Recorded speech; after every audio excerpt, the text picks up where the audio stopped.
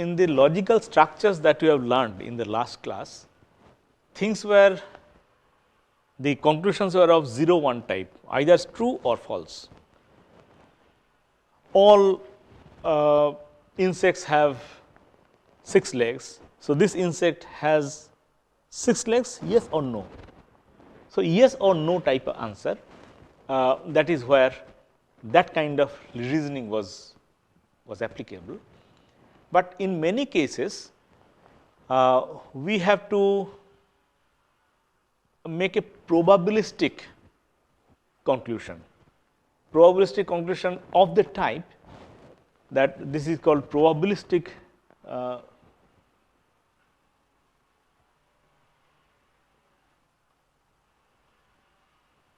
deductive logic.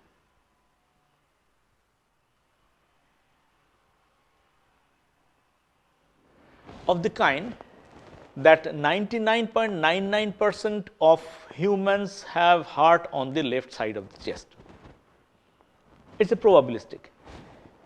If that is the inductive inference available to us, that is the premise, then I have encountered a particular human, a doctor sitting in his chamber, a new patient has come, and without examining where the heart is, what will his conclusion be? Well, it will be that I can say with 99.99% confidence that the heart will be in the left hand side, or the probability that the heart is in the left hand side is 0.9999 or 99.99%. So, in this case, what is the logical structure we are adopting? We are saying that the initial thing is given as if A then B, but then with probability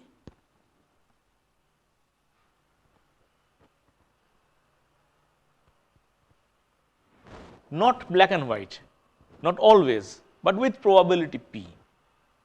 Now, now the second premise is that A is true.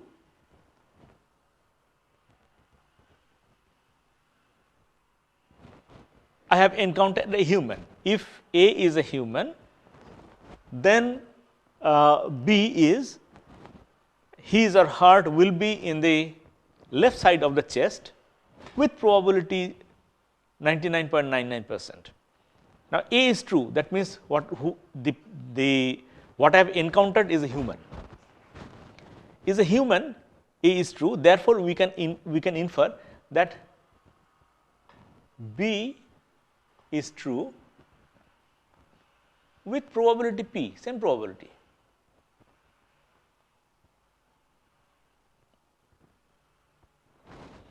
So, that is the structure of argument then, and this structure argument will be used again and again in science whenever there is a probability involved in any decision making process. Suppose a biologist is trying to find out the average weight of male sparrows. What will he or she do? She will go out in the field, catch a few male sparrows and weigh them, and then using the methodology that we will be dealing with after a few classes later, there are very definite methodologies for that. She will infer that something like this, that her inference will be something like this. Adult male sparrows have body weight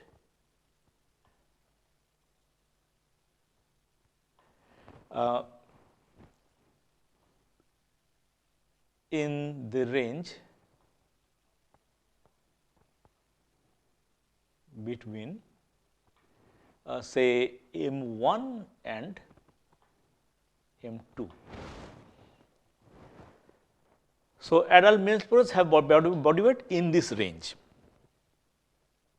then what can we infer on that basis? If somebody, this is the inductive inference, okay.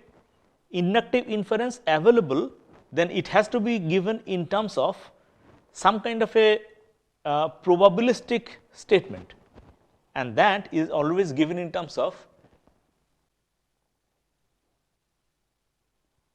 with 95% probability.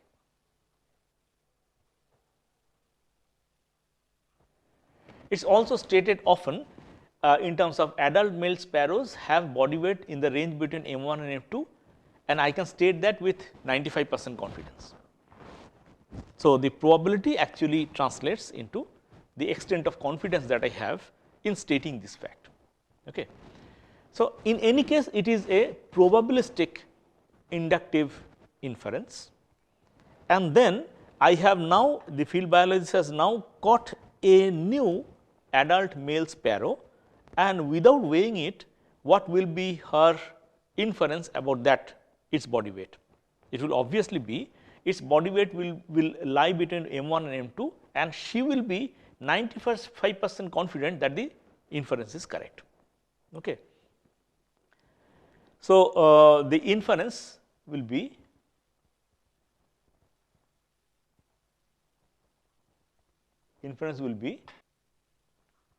there is a 95% probability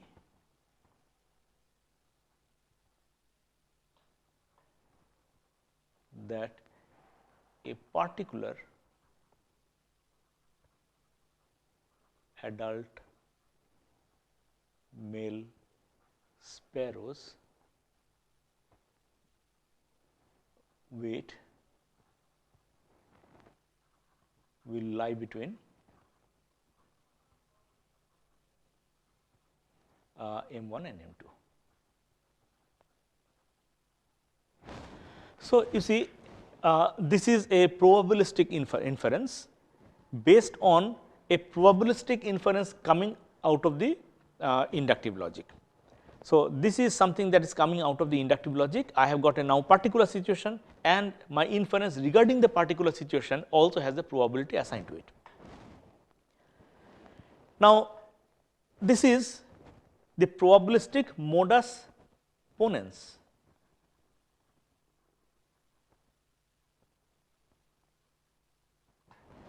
What about modus tollens? So, let us draw a line here, and then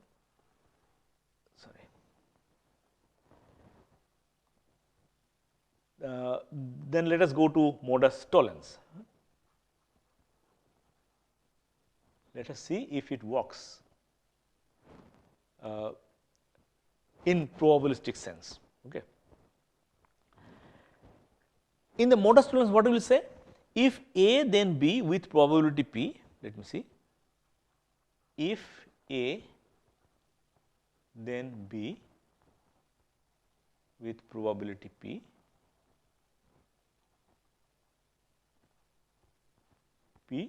then not B, then we are trying to infer whether it is not A, right. That was the situation in the modus tollens. Okay. Let us look at this situation. We have the A given as, if it is a adult male sparrow, if it is a adult male sparrow, then B, its body weight lies in the range between M1 and M2. Okay. So, A is adult male sparrow, B is the body weight, statement about the body weight, not B, which means I have gone out in the field and I have caught something. So, not B means I have a specimen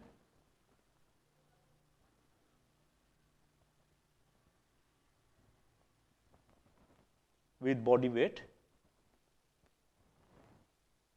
I will not write here, with weight greater than M2. Greater than M2 means it is beyond this range, and therefore not B is true, right. Can we conclude that it is not an adult male sparrow? No, we cannot, because there was a probability assigned to it. There is always a 5% probability that the body weight of an adult male sparrow will lie out of this range, and therefore we cannot conclude this. Therefore, modus tollens does not work in the probabilistic sense. Okay. So, this is an important conclusion, that whenever we are applying the probabilistic deductive logic, we apply modus ponens, but modus tollens has difficulty. We cannot directly apply that in this kind of logical structure. We cannot apply that. But of course, you can have some doubt about whether this specimen that I have caught is an adult male sparrow or not. You can have some doubt, and in case of that kind of a doubt, if you have got this result in a particular case, then maybe you will like to redo the earlier part of the result, where we calculated the average weight of the adult male sparrows and concluded that it lies between M1 and M2.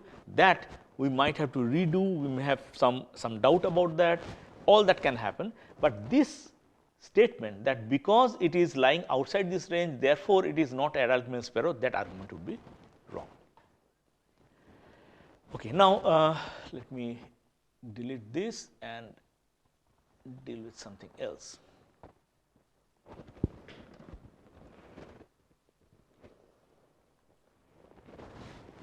In many cases, in this case we have dealt with a situation where the conclusions are black and white, 0 or 1 type. We have also dealt with cases where the conclusions are probabilistic type.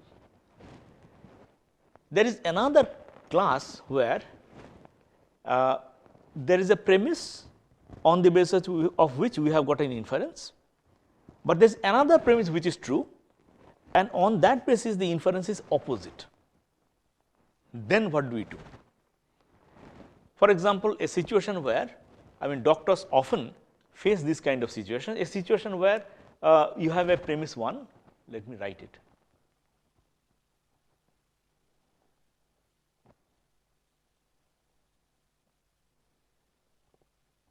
Premise 1 is, if a patient has say more than 95% heart blockage,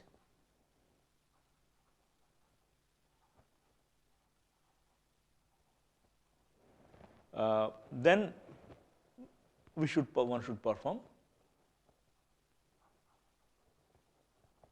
Suppose, I am not saying that this statement is true, suppose such a statement is there, one should perform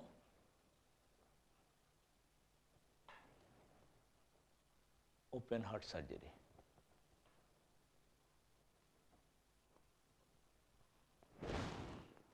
And then premise 2 is,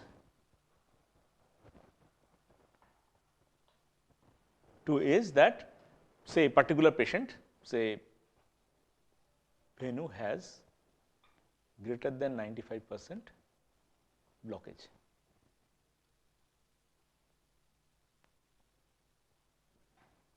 In heart. Obviously, the conclusion, inference, surgery. But then there can be another premise, premise 3, if a patient has say a disease hemophilia,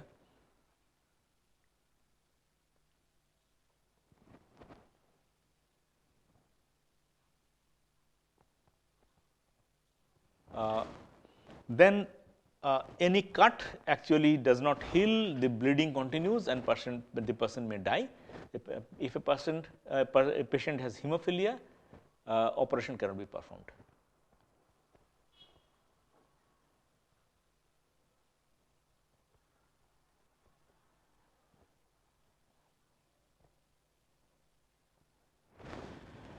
So, and then premise 4 is Venu has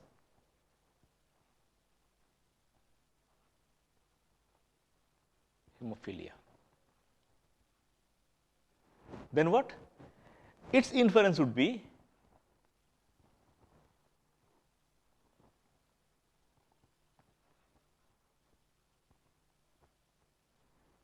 no surgery. See, in this case, the premises 1 and 2 lead to a conclusion, premises 3 and 4 lead to another conclusion, and these two are contradictory to each other. In such cases, what we do is we have to figure out which statement is stronger, which conclusion is stronger, and accordingly we have to take a decision. In this case, even though the person has 95% heart blockage and there is a probability of his dying of heart disease, the fact that he has hemophilia means that if he is operated upon, he is sure to die out of that. So, this is stronger, and therefore, the no surgery conclusion stands. This was a simple line of argument, but this is actually what has to be applied in many situations, in practical situations. So, let us write down the structure of this line of logic, then it will be clearer. The structure is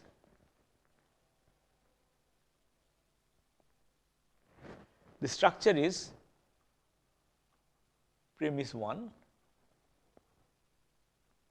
was if A then B.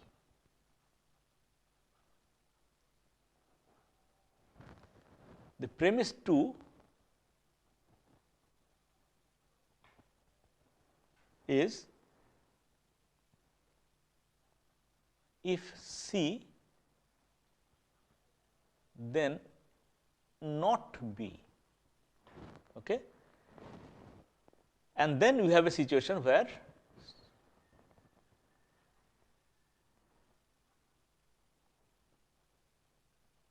premise 3 is that A is true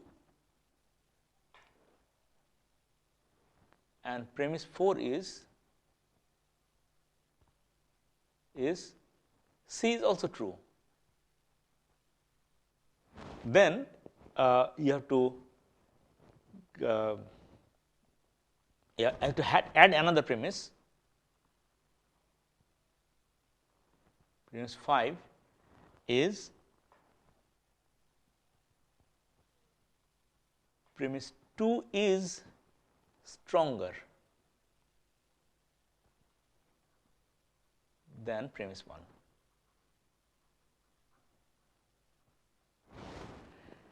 And on that basis, we can conclude that conclusion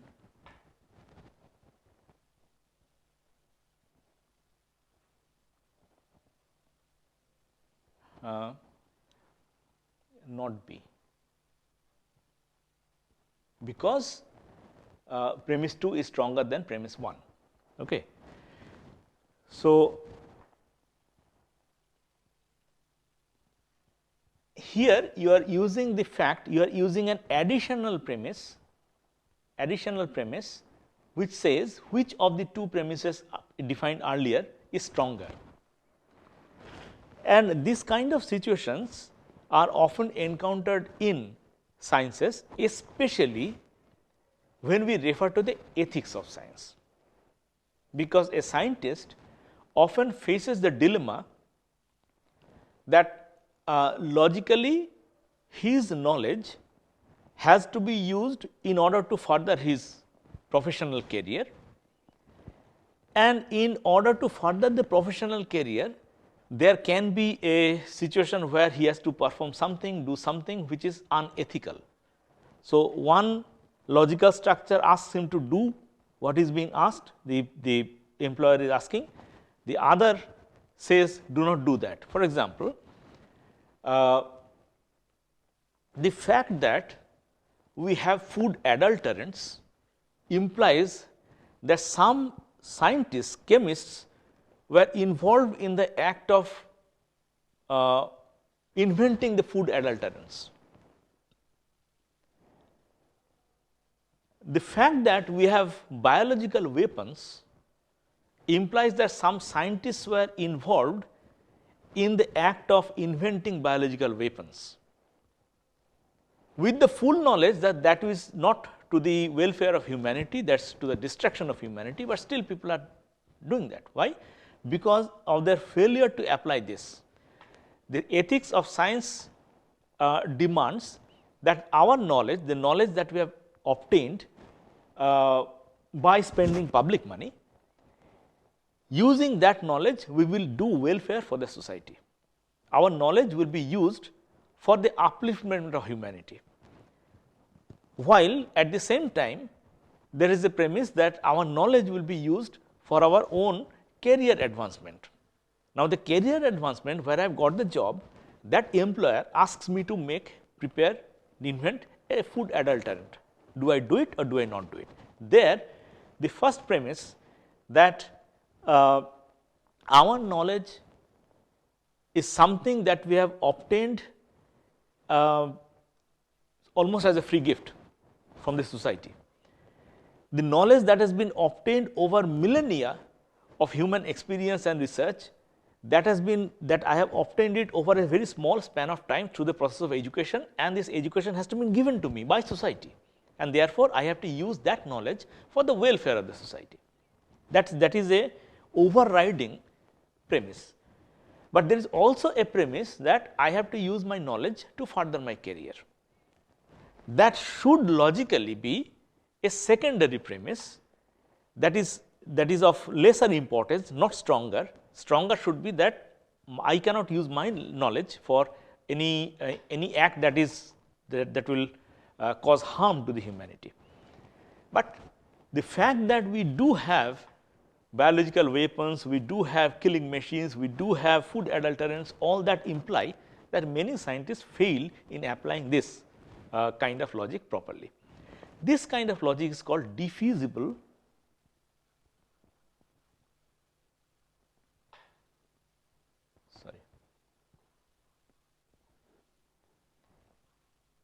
deductive reasoning.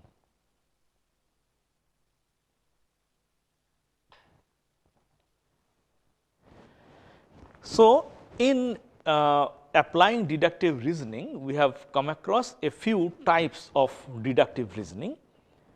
We have learnt about modus ponens, modus tollens, probabilistic modus ponens, and the difficulty in applying the probabilistic modus tollens. We have also learnt about the defeasible deductive reasoning. Now, we come to a very important branch of deductive reasoning called syllogism. We are now coming to that.